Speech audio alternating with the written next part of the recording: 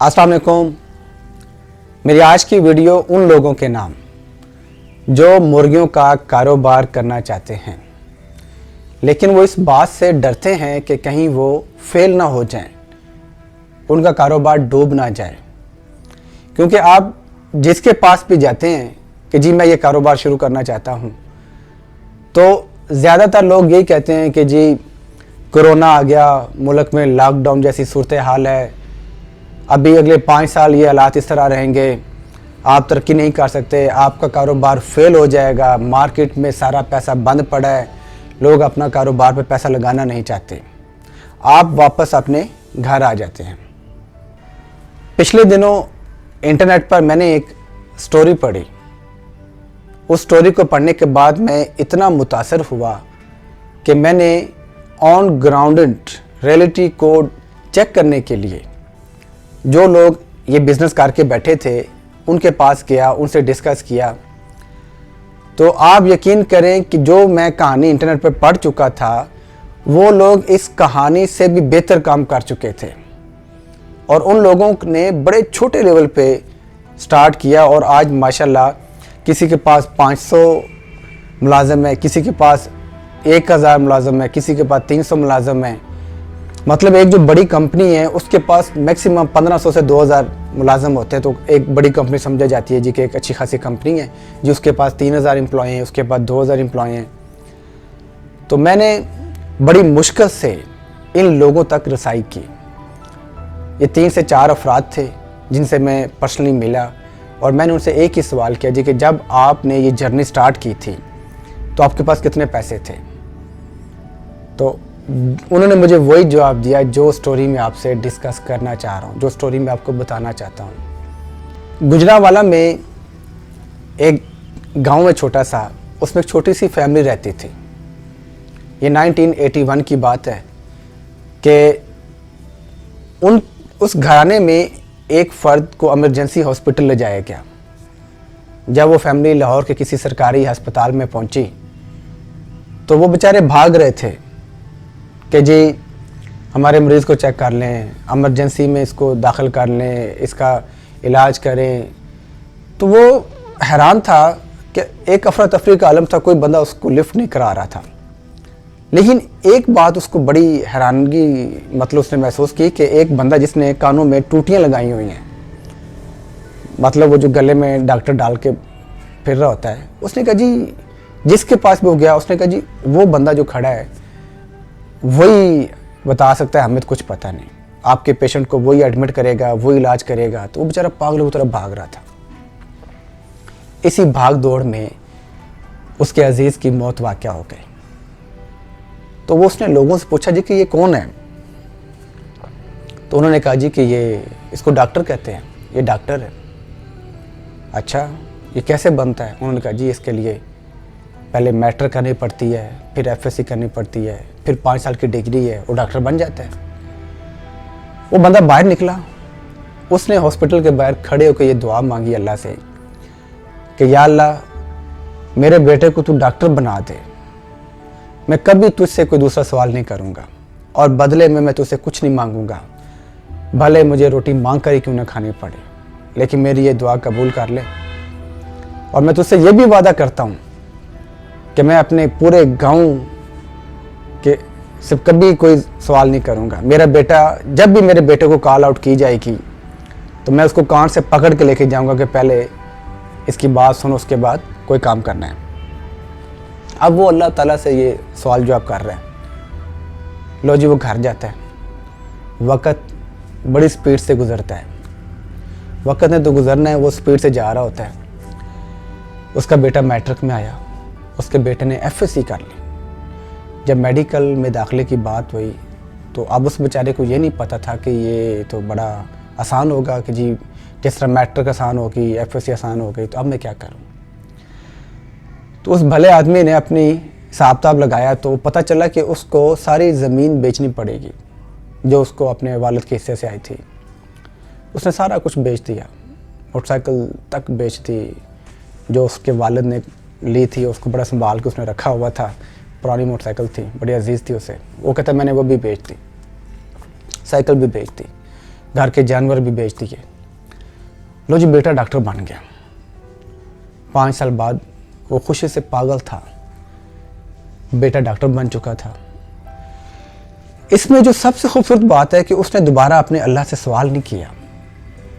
वो अपने वादे पे कायम रहा और गांव में एक कमरा जो उसके हिस्से में आता था, थोड़ी सी ज़मीन थी जिसमें वो गंदम के दाने फेंक के वो साल भर की जो गंदम ले लेता था, बाकी वो अपने घर में आराम से सूखी रोटी मियाँ बीवी खाते थे।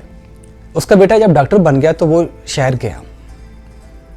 अब उसको नौकरी तो मिली नहीं।